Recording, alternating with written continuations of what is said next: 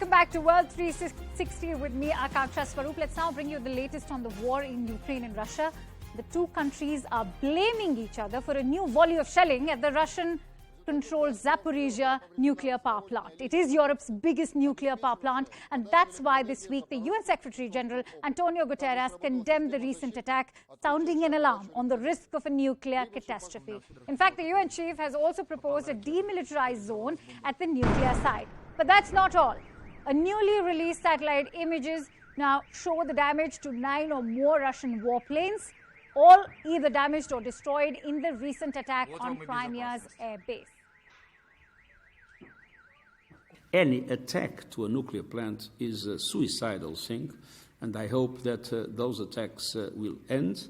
And at the same time, I hope that the IAEA will be able to have access to the plant and to exercise its mandate competencies.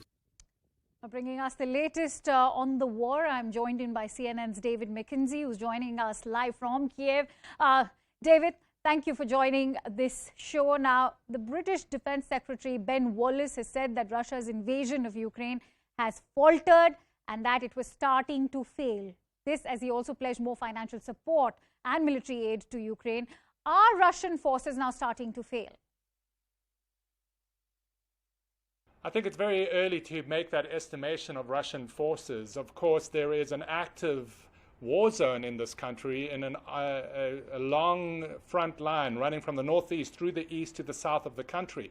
At this point, in the last several days, you've had intense shelling of Ukrainian civilian areas in the east and of course, also military assets. The Ukrainians say they've managed to push back several advances from the Russian side. A lot of attention, though, is on the southern part of this conflict, where for weeks now the Ukrainians have said they may have a major counter-offensive. That hasn't happened yet. It's been a grinding conflict with neither side in the last few weeks, even months, taking extensive territory.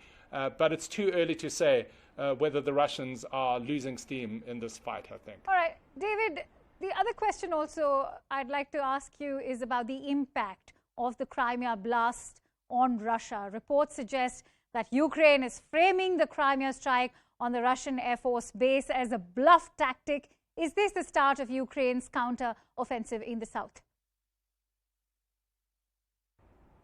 The possible Ukrainian strike on the Crimean Peninsula, Russian-occupied in the western part of the peninsula, is very significant. So far, Ukraine has not admitted to doing this attack or strike, and the Russians have said it's some kind of munitions explosion. Neither side really confirming the suspicion, which is that this might be, in fact, a strike from Ukraine.